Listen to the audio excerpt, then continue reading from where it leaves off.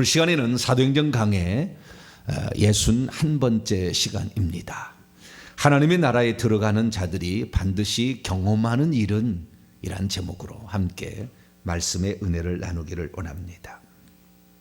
하나님의 나라라는 말을 원문을 보면 하나님의 왕국입니다. 그러니까 왕의 통치하는 나라, 그 왕은 만왕양 만주의 주가 되시는 우리 주 예수 그리스도죠. 구약으로 치자면 여호와께서 왕으로 다스린다 스가랴서 말하지만 하나님께서 표현 대신 나타난 분으로 아들이 오셨고 아들이 하나님에게 순종했죠.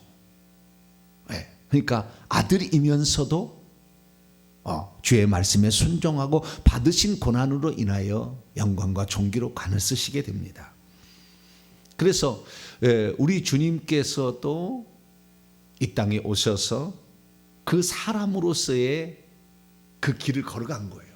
그래서 결국에 만왕의 만주의 주 모든 이름이 예수의 이름에 굵게끔 되었다 이거죠. 그래서 이 어떤 왕노릇이라는 것은 응당 주어지는 것이 아니고 그 왕노릇 할 만한 그 삶을 살아냈을 때에 주는 거죠.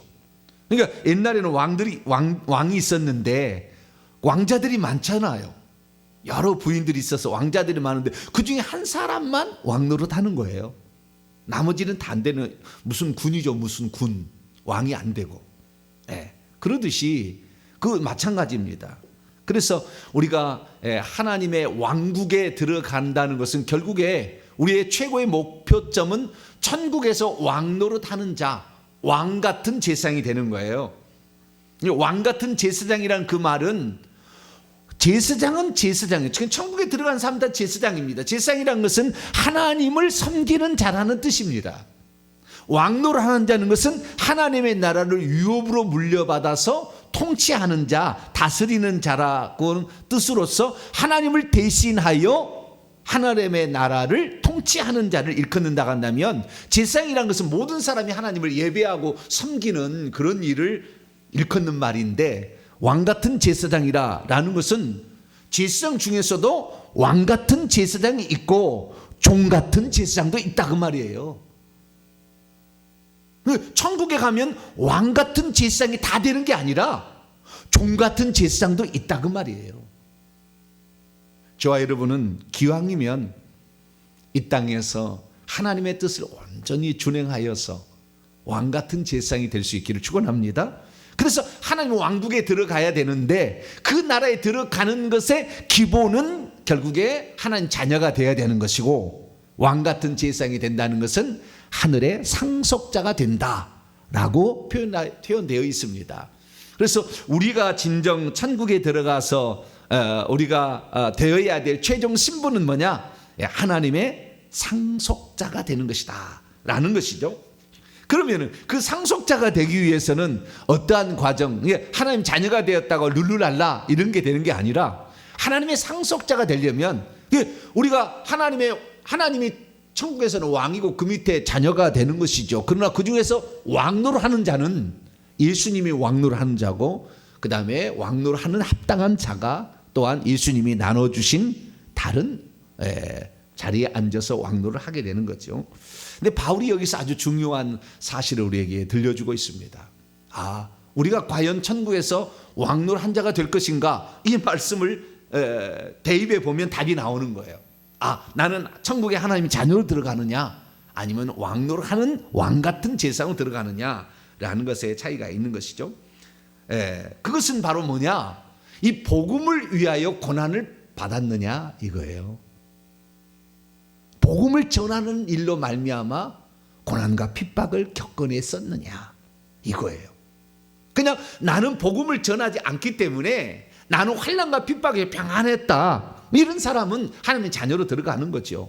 이게 복음을 위해서 수고했느냐 주님과 복음을 위해서 자신을 드렸느냐라는 것이 여기에 이제 나오는 것이죠. 그래서 오늘 말씀을 통하여서 과연 내가 천국에 들어갔을 때에 하나님의 왕국에 들어갔을 때 왕 같은 제사장으로 참여하려면 어떻게 해야 하는 것인지 그 부분에 관하여 말씀을 살펴보곤 합니다. AD 47년경 하나님께서 안디옥에 바나바와 그리고 바울과 3명의 더 교사와 선지자들이 있을 때에 하나님이 5명에게 명령을 내렸습니다. 그 중에 바나바와 바울을 따로 세워서 나의 증인이 되게 하라.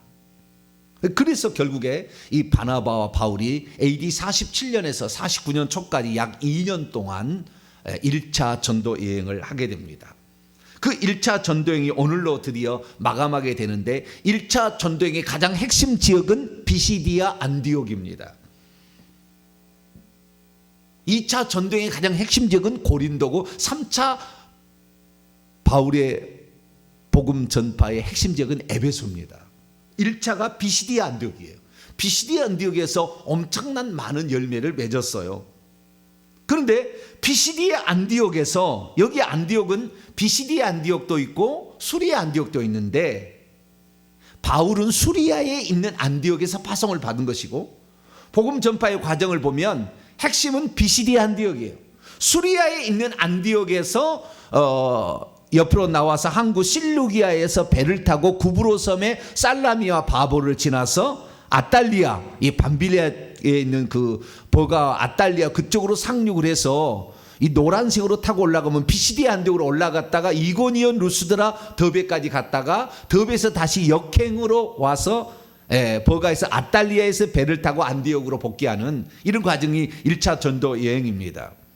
이 1차 전도 여행의 가장 핵심 지역은 비시디아 안디옥인데 오늘 19절 보니까 유대인들이 안디옥과 이고니온에서 이 안디옥이라는 것은 비시디아 안디옥이고 그 다음에 이고니온은 그 다음이죠. 어디까지 지금 루스드라에 와 있어요. 지금 바울 팀이 지금 루스드라에 와 있는데 루스드라까지 쫓아와 가지고 유대인들과 또 이방인들을 총동했겠죠. 그래서 바울을 돌로 쳐서 죽이는 사건이 벌어집니다. 비시디아 안디옥에서 계산한다면 루스드라까지 약 170km 떨어진 것이고 이고니온에서 말한다면 루스드라까지는 45km 떨어진 지역인데 바울에 대한 분노가 얼마나 심했는지를 알 수가 있어요. 170km 떨어진 곳에 쫓아와서 바울을 죽이자 해서 결국에 선동해서 죽이게 되니까. 그러면은 누가 바울을 이렇게 핍박해서 죽였느냐? 그거죠. 이방인들이 그랬느냐? 여러분 루스드라가 지난번에 설교했습니다만 루스드라에서 발을 쓰지 못하는 사람을 나면서부터 그런 청년이 있었는데 그를 일으켜 세워가지고 바나바와 바울을 스스와 험해라 해가지고 섬기려고 막 제사를 드리려고 했잖아요. 거기 제사장들이. 그거 아니라 당신과 우리는 똑같은 성정이 같은 사람이라 이 천지만물을 창조하신 하나님을 우리가 섬겨야 된다 이런 얘기를 했지 않습니까? 그런데 그 사람들은 이 어쩌면은 그 나라의 그 지방에 전해내온 전설 옛날에 스스와 험해를 제대로 대접하지 않아서 홍수로 멸했다는 설화 때문에 그걸 잘 대접하기 위한 조치를 취해서 그게 아니라고 억지로 말렸지 않습니까? 좋은 일을 했기 때문에 이 루스드라 사람들은 이 바울과 바나바를 좋은 사람으로 생각하고 있었을 텐데 유대인들이 와가지고 그 유대인들은 같은 동족이고 같이 하나님을 믿는 사람이에요. 이게 믿는 이였다는 거잖아요. 그들이 와서 바울을 돌로 쳐 죽이는 거죠. 고린도후서 11장 25절 보면은 바울이 한 번 돌로 맞고라는 말이 나와요. 한 번. 이때입니다. 그 돌로 맞아서 죽은 거죠. 이 죽었다는 것을 어떻게 알 수가 있냐면 그냥 기절 수준이 아니었던 것 같아요. 아마 추정컨대 이때 죽어서 삼층천에 갔다 오지 않았을까? 저는 개인적으로 생각합니다. 이게 죽어가지고 영혼이 빠져나간 거예요. 어떻게 알 수가 있냐면 19절에 보니까 돌로 쳐서 죽은 줄로 알고 여기 원문에 보니까요. 그들이 돌로 바울을 친 후에 이미 죽은 채 끝난 완료예요. 죽은 채 있는 줄로 단정하고 있으면서 죽은 거죠. 그럼 돌로 쳤는데 죽었으면은 여러분 어떻게 되겠어요? 피가 낭자했겠죠. 머리가 깨져서. 그럼 그냥 죽는 게 아니라고. 그 사람들이 다 죽은 줄 알고 그 시체를 들어다가 성 밖에다 던졌지 않습니까? 거기 성 안에서 죽이고. 그런데 이가 어쩌면은 그 죽은 자 가운데 부활했다는 것을 알 수 있는 게 20절 보니까 제자들이 그를 둘러섰을 때, 그러니까 이제 죽은 줄 알고 어떻게 시체를 파묻을 것인가, 그들이 이제 그 시체 주변에 서 있었겠죠. 그 바울과 바나바의 전도를 받았던 루스드라에 있는 이 제자들이라는 사람 중에 디모데도 끼어 있을 가능성이 있어요. 2차 전도 여행 때 루스드라가 해서 디모데를 데리고 와서 전도팀으로 합류를 시키거든요. 이게 아마 디모데가 이 제자들 안에 포함되어 있을 가능성이 있어요.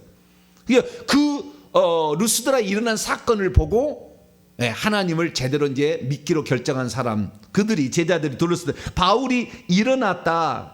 아니스테미라는 것은 위로 세웠다라는 말이거든요. 위로 세웠다. 그러니까 일으켜 세웠다 그 말이에요. 그는 스스로 일어날 수 없는데 누군가가 일으켜 세운 거예요. 그 누구겠습니까? 당연히 하나님이겠죠. 이렇게 세운 거예요. 여러분, 사람이 죽잖아요.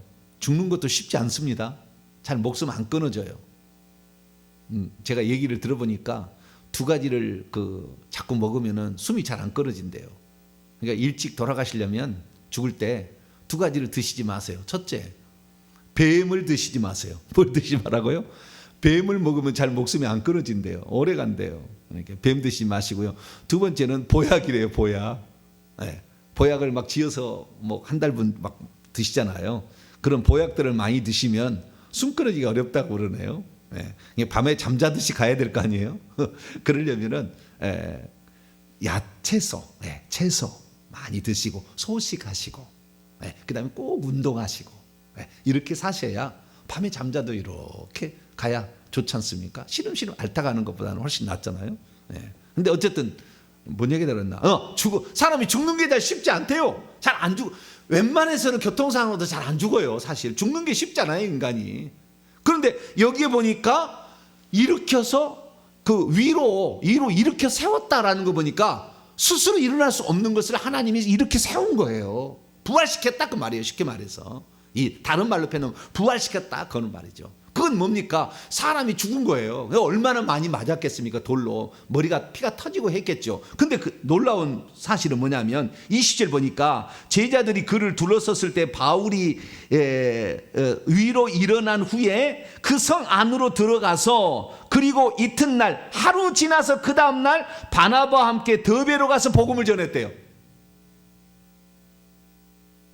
그러면 여러분, 여기에다가 만약에 여러분이 돌을 맞아가서 피투성이가 됐어요.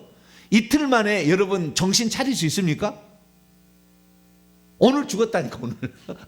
근데 내일 다시 일어나서 복음을 전하러 가서 불가능한 겁니다. 초자연적인 치유가 일어난 거예요. 하나님이 이는 살려두야 아직 죽을 때가 안 된 거예요. 죽을 때가 안 되니까 초자연적으로 살려준 겁니다. 그냥 글자니까 여러분 여기 상처 하나, 면도칼로 상처 하나 베도 일주일은 갑니다. 일주일도 더 가요. 이거 상처 낫기가, 아프기가 얼마나 쓰라린데 그 쓰라린 것 때문에 붕대 묶고 이렇게 막 퉁퉁 해놓고 전도할 수 없잖아요. 초자연적인 역사가 그날 밤 일어난 거예요. 제가 봤을 때 이날 천국 간 거예요. 제가 생각할 때 그렇습니다. 나중에 사도 바울한테 물어봐야 되겠는데 이날 죽었어요. 3층층 갔다 온 겁니다.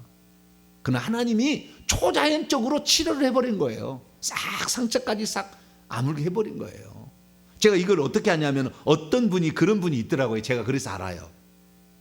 사람이 뼈가 말이죠, 으스러져서 뼈가, 이 갈비뼈가 다 으스러져서 다 이렇게 다 가루처럼 부서져도 하나님이 치료해서 딱 붙어버리는 걸 제가 그런 분을 알고 있거든요. 그럴 수 있어요. 하루 만에. 그것이 하루 만에. 의사들은 이게 불가능한 것이고, 안 된다, 이거. 이제 당신이 죽을 날만, 이제 죽을 시간만 있다. 이런 사람이 살아나더라고요. 그리고 어떻게 그러면 치료하는가 봤더니 이렇게 치료해요. 요한계시록 22장 보면. 그러니까 여러분이 하나님 앞에 주여, 내가 이 세상을 떠날 때까지 복음 전파를 위해서 나는 이 일을 꼭 이루어야 됩니다 라고 기도하고 있으면 여러분이 죽을 때가 돼도 안 죽게 하나님이 그 다음에 죽을 병에 대해 살려주십니다. 자, 요한계시록 22장. 자신의 사명이 있으면 안 죽게 되는 거예요. 죽을 때가 주님의 때가 돼야 되는 거예요. 자, 22장 2절 말씀 보세요.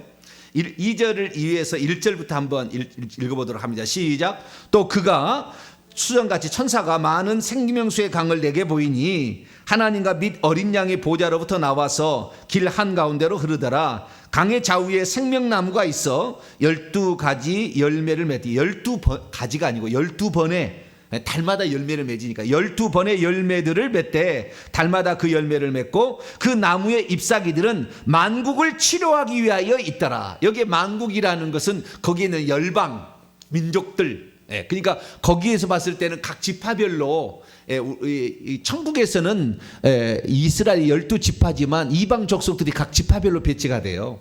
상징적인 그 지파지만, 그래서 그런 지파들을 일컬들 통틀어서 열국이라고 그러는 거예요. 이들이 천국에서 어떻게 해요? 치료를 받기 위하여 생명나무 잎사귀가 존재한다 그러잖아요. 생명나무 잎사귀가 뭐예요? 치료를 위해서 있는 거예요. 그러니까 치료를 위해 있다는 것은 다친 것도 있다라는 거잖아요. 우리가 그 부활체를 입잖아요. 부활체를 입었는데 그 부활체를 입고 지옥에 들어가는 자도 있고 부활체를 입고 천국에 들어가는 자도 있는데, 천국에 들어간 자가 다쳤다는 말을 들어본 적은 없어요. 근데 다칠 수도 있는 것 같아요. 근데 지옥에 들어가는 자는 그냥 귀신들이 아작을 내요. 썰어버리고 찢어버리고 그냥 이렇게 해서 피가 그냥 철철철철 넘칩니다. 부활체도 사망의 부활이나 생명의 부활로 나눠지는데 부활체는 피가 있어요. 영체는 피가 없습니다. 몸은 피가 있잖아요. 그래서 신령한 몸이라고 하잖아요. 몸. 피가 있다는 거예요. 우리가 부활체가 될 때. 그래서 아마 부활체는 다치는 경우가 있는 것 같아요. 그때 치료하기 위해 있는데 그것만 있는 것이 아니라 이것이 천국에 있는 사람들, 혹시 모르겠습니다. 제가 거기까지는 잘 모르겠지만 성 밖에 사는 사람들이 다쳤을 때 치료하기 위하여 생명나무 잎사귀가 있는 것 같아요. 내 느낌은. 성 안에는 없는 것 같고 안 다치는 것 같고 제 느낌은 그렇습니다. 이것은 더 계시가 완성되면 제가 나중에 정확히 말씀드린다만 그럴 가능성만 제가 제시를 우선 합니다. 근데 어쨌든 이 생명나무 잎사귀에 있는 생명나무 잎사귀는 그 부활체에 대해서 치료하기 위하여 존재하고 있으나 하나님께서 어떤 경우에 그를 치료해야 되겠다면 이 땅에 있던 것을요 시간을 딱 접어버려요. 시간과 장소를 딱 접어가지고 와서 바로 치료해버려요. 그러면 즉시 나아버립니다. 말이 안 되는 이야기지만 하루 만에 완전한 사람으로 바뀌어지는 거예요. 이런 기적적인 일이 일어나는 거예요. 기적적인 일이. 그게 바울에게 그게 일어난 거예요. 왜? 그가 하나님 나라를 위해서 걸어가야 할 길이 예정이 되어 있어요. 그러니까 이 땅에 사역자들은 예정되어 있어요. 100%라고 봐요. 거의. 물론 아닌 사람도 가끔 있지만 95% 정도로 봅시다. 어쨌든 이 사역자들은 거의 예정되어 있어요. 그래서 그 길을 가야 되는데 그 사역을 위해서 자신이 헌신하고 하나님 나라에서 산다고 하면은 죽을 날이 하나님이 정해 주시는 거예요. 너는 그때 아니다 그러면은 다 어찌하든 간에 살려줘요. 그러듯이 살아난 겁니다. 그래서 이 생명나무 잎사귀에 치료를 받지 않았을까? 이건 이런 초자연적 역사니까 그렇게 생각이 되어집니다. 그래서 바울이 이렇게 더베로 가서 복음을 증언하면서 다시 그 성에 그 더베라는 성에서 많은 사람을 또 제자로 삼았어요. 제자로 삼았어요. 이 더베까지 가서 많은 제자를 다시 돌아와서 루스드라, 이고니온, 안디옥까지 왔다. 이렇게 21절에 되어 있어요. 그 비시대 안디옥이죠. 근데 비시대 안디옥에서는 자기를 쳐 죽인 비시대 안디옥. 그 루스드라는 쳐 죽인 동네고 그 다음 동네인데 자기가 많은 제자들을 삼은 데가 비시대 안디옥이잖아요. 그 비시대 안디옥에서 뭐라고 얘기하느냐? 22절 말씀을 보니까 22절 말씀 이렇게 됐습니다. 원문을 봅니다. 그들은 제자들의 영혼들을 굳게 하고 있으면서 그들은 믿음에 계속 머물러 있을 것을 권면하면서 그리고 우리가 하나님의 왕국 안으로 들어가기 위해서는 반드시 환난들을 통과해야 한다는 것을 권면하고 있으면서 그리고 거기에다가 비시대 안디옥에다가 장로들을 세웠습니다. 그리고 24절 피시디아를 통과한 후에 밤빌리아로 와서 버가에서 아탈리에서 배 타고 안디옥으로 복귀함으로 1차 전도여행을 마치게 되며 27절에 수리 안디옥에 돌아와서 하나님이 그들과 함께 행하셨던 수많은 일들과 이방인들도 믿음의 문이 열려서 구원을 받게 됐다는 사실을 보고하고 끝내게 되는데요. 여기서 핵심은 뭐냐면 22절이죠. 우리가 하나님의 나라 안으로 들어가기 위해서는 반드시 환난을 통과해야 한다. 하나님 왕국에 들어가서 왕노할 자가 되는 자들이 어떤 자는 주와 복음을 위해서 고통을 핍박을 받는 자라, 환난을 겪어내는, 인내로 겪어내는 자라. 사실 우리가 복음 전하지 않으면 핍박받을 일이 없잖아요. 그 핍박이, 이방인들의 핍박은 약관 거예요. 믿는 자들의 핍박이 집요한 거예요. 그럼 왜 이 사람들이 그렇게 이 비시디아 안디옥에서부터 와가지고 이 루스드라까지 와서 이런 일을 자행했느냐라는 거예요. 그건 두 가지입니다. 두 가지. 그건 무엇입니까? 하나는 구원론의 문제를 자기들의 생각으로 율법을 지켜서 구원을 받는다고 하는데 율법으로서는 안 되고 믿음으로 된다라고 바울이 가르치니까 구원론이 흔들렸다는 거잖아요. 나는 한 번 믿으면 영원히 믿는 것이, 영원히 구원받은 것이라 이렇게 생각하는 사람이 당신 그거 아니야 그러면은요 화를 막 내요. 얼마나 화를 내는지 모르겠어요. 예수님이 십자가에 죽은 구원을 무효로 하느냐? 제가 무효로 합니까? 저처럼 예수 그리스도의 그 십자가의 구원의 사건이 절대적이라는 얘기를, 주님 아니면 우리가 구원을 받을 수 없다는 것을 얼마나 강조합니까? 그거 아무 상관없는데 자기가 이미 들어왔던 것에 구원론이 딱 정해진 거예요. 물론 뭐 본인이 따라갈 거지만, 나는 이걸 따라갈 저걸 따라갈, 본인이 결정, 죽어보면 다 알겠죠. 죽어보면 저 정 목사가 얘기한 게 진짜인지 아닌지는 죽어보면 알겠죠. 이게 선택을 해야 돼요. 우리 인생은 자유지기 때문에 선택입니다. 내가 이 길을 갈 것인가 말 것인가, 내가 이것을 믿을 것인가 말 것인가. 그러나 하나님은 우리에게 성령을 주셨잖아요. 믿을 때에 그 성령이 다른 성령이 아니잖아요.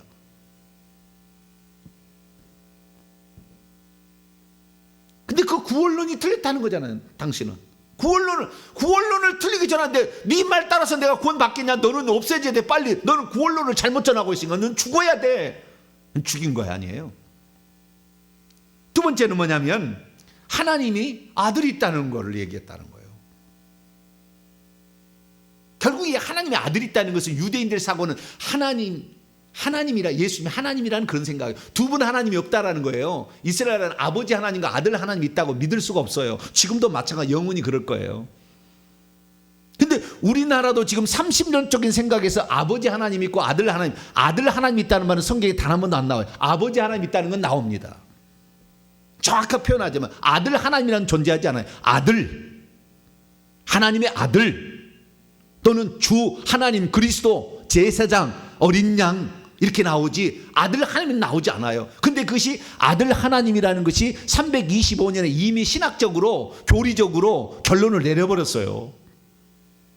그 조금 더 있다가 얼마나 웃기냐면요, 이런 그 결의들이 뭐 성경적처럼 생각을 하는 거예요. 그런데 그 뒤에는 뭐라고 하는 줄 아세요? 조금 있다가 마리아를 하나님의 어머니라고 결정을 내려놨다니까요. 근데 그 얘기는 안 해. 마리아를 누구라고요? 하나님의 어머니라고 결정해놨다니까. 그래서 그거 틀렸다는 얘기는 안 해. 그리고 다른 것은 그거 안 지키면 뭐 지옥 갈 것처럼 막 얘기를 한다 이거예요. 성경대로 믿어야죠. 할렐루야. 하나님이 아들로 오신 거예요. 먼저 당신의 표현으로 아들을 낳은 다음에 아들을 보내주신 거죠. 정확히 알아야 되는데 이 유대인들에게 있어서는 하나님이 두 분일 수가 없는 거예요. 쉽게 말해 생각해서. 그런데 하나님 두 분이라고 얘기하고 다니잖아요. 바울이 지금 자기들이 생각할 때 그렇다고 말이에요. 오늘날도 그렇게 생각하는 사람도 있어요. 근데 우리는 뭡니까? 하나님의 표현이죠. 하나님의 형상이에요. 하나님은 볼 수가 없는데 예수님은 하나님의 형상이요, 하나님의 표현인 거예요. 그분을 통하지 않고는 하나님이 존재한 걸 알 수가 없으니까. 영원히 안 보면 어떻게 안 보이면 어떻게 알 수 있겠어요? 그래서 하나님이 먼저 자신을 보인 거죠. 그래서 아들 안에서 아들을 통하여 아들을 위하여 천지 만물을 지었으니 아들이 없이는 지어진 것이 하나도 없는 거예요. 그래서 그래서 아들을 통해 아는 거예요. 그러나 구약시대에 나타나지 그분이 육신을 입지 않았기 때문에 모르고 있다가 육신을 입고 오셨는데도 있을 수 없는 일하고 죽었다는 거 아니에요. 그렇지. 창세기 18장에 19장에 이미 하나님께서 장차 아들로 온다는 이 일을 이미 모세 율법을 통해 계시되었지만 성경을 보지 못한 거 아니에요. 내가 내게로 돌아오니 장차 내게 아들이 있어. 내가 내게로 오는데 아들이 있대요. 그 아들은 아브라함과 사라의 아들입니까? 하나님의 아들로 온다는 겁니까? 아브라함과 사라의 아들이지만 그 아들 이삭이 결국에 예수님의 예표 아니에요. 그래서 이 두 가지 때문에 그러는 거예요. 구원론에 문제가 있다. 너는 죽어야 돼. 두 번째, 하나님이 두 분일 수 없어. 죽어야 돼. 모르니까. 하나님의 경륜을, 구원 경륜을 모르니까. 진실을 얘기하면 사람들이 아 그렇구나. 우리 하나님께서 그 사도행전 20장 28절 나중에 배우겠습니다만 하나님이 자기의 피로 사신 교회라고 해요. 하나님이 피가 없다니까요. 근데 하나님이 나타나셔서 아들로 오셨기 때문에 아들의 피가 흘려진 거죠. 근데 그 성경에는 뭐냐면 바울은 하나님이 자기의 피로 사신 교회라고 얘기를 해요. 그래서 우리는 하나님이 한 분이다. 할렐루야. 우리는 유일하신 하나님을 믿는 거예요. 네, 그분을 믿는 거예요. 그런데 이 정확한 사실을 모르니까 이것이 하나님이 둘이 있다는 것은 신성모독죄로 가는 것이고 율법의 구원 가는 것은 모세를 무시했는데 모세는 자기들이 어쩌면은 자신의 신앙의 핵심적인 대상으로서 그를 섬기는 거 아니에요. 그런데 그 둘이 잘못됐다 하니까 이건 죽여야지 이렇게 되는 거예요. 참 감사한 것은 오늘날이 되어서 구원론 잘못됐다 그리고 하나님에 대해서 제대로 알자 얘기를 해도 이제는 듣는 시대가 됐어요. 듣는 시대가 됐다. 왜? 그렇게 얘기하는 사람이 있거든요. 성경대로. 그런 사람들이 이 나라에 있어요. 그래서 들어볼 때 아 이게 맞구나라는 것을 알게 되는 거죠. 어찌됐든 이러한 일들에 있어서 이 바울을 핍박한 사람은 믿는 이였다라는 거예요. 동족이었다는 거예요. 아는 사람이었다는 거지 않습니까? 자, 한 구절 보도록 하죠. 자, 데살로니가전서 마치도록 하죠. 데살로니가전서 2장 15절 16절.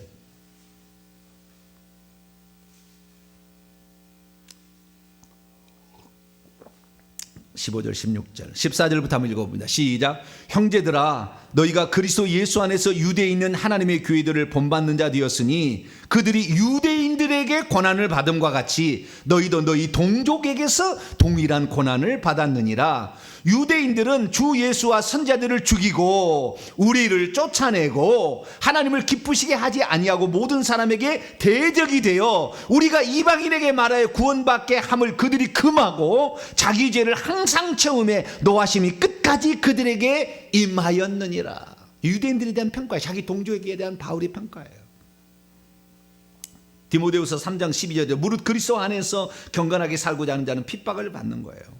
요한계시록 7장 14절에서도 천국에서 흰옷 입은 자들이 누굽니까 그랬더니 큰 환난에서 나오는 자들이다 이렇게 얘기하고 있다고요. 그런데 그 환난이 이방인들의 환난도 있지만 나중에 적그리스도의 환난이 있을 거예요. 이방인에 의한 적그리스도 환난이 있겠지만 보통은 어때요? 자기 동족 믿는 이들에 대한 에게서 핍박을 받았다는 겁니다. 근데 이 헬라 원문을 제가 보니까 하나가 빠뜨렸네요. 하나님의 아까 얘기를 했는데 제가 빠뜨린 게 하나님 왕국 안으로 들어가기 위해서는 반드시 환난들을 겪어야 한다. 반드시란 말이 있어요. 우리 개혁성경에 없는데 데이라는 헬라어의 must예요. 영어로 말하면 반드시 환난을 겪어야 된다. 그러니까 진리를 얘기하면은요 핍박이 와요. 경건하게 살려고자 하면 핍박이 와요. 하나님의 뜻대로 살려고 하면 핍박이 와요. 너는 왜 그렇게 좀 뭐 이상하게 좀 그렇게 극성적이냐 이렇게 얘기를 하는 거죠. 그런데 우리는 하나님 나라에 들어가기 위해서는 이런 핍박이 있다. 요한계시록 2장 3절 읽어보면은 하나님이 칭찬하는 딱 두 개 나오는데 서머나 교회, 빌라델비아 교회인데요. 두 교회에 있는 유대인들을 사탄의 회당이라고 딱 나와요. 성경 보세요 나중에. 서머나 교회, 빌라델비아 교회에 있는 유대인들이 사탄의 회당이라 물이라 이렇게 딱 얘기를 해버렸다. 그러니까 자기 동족이 그렇게 하는 거예요. 믿는 사람들이 핍박하는 거예요.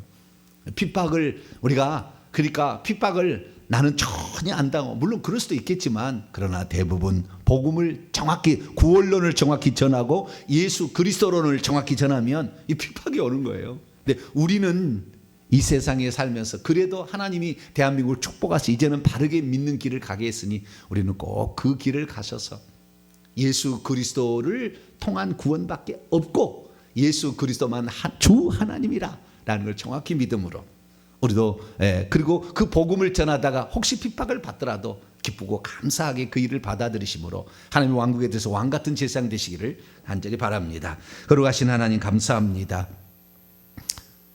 오늘도 우리가 무엇 때문에 핍박을 받는가? 구원론과 그리스도론입니다. 주여 이것을 잘못 얘기했다고 유대인들은 바울을 쳐 죽였습니다. 주여 오늘날도 마찬가지 그런 시대에 살고 있습니다. 그러나 우리는 성경에 나와 있는 그 깊은 그 구원론을 전하게 도와주시어서 주님을 통한 완전한 그 구원이 무엇이며 주 예수 그리스도가 누군지를 전하는 저희들 되어서 다른 사람도 다 하나님 나라에 들어가게 인도하는 복된 자 되게 해 주옵소서. 우리 주 예수 그리스도의 이름으로 기도하옵나이다.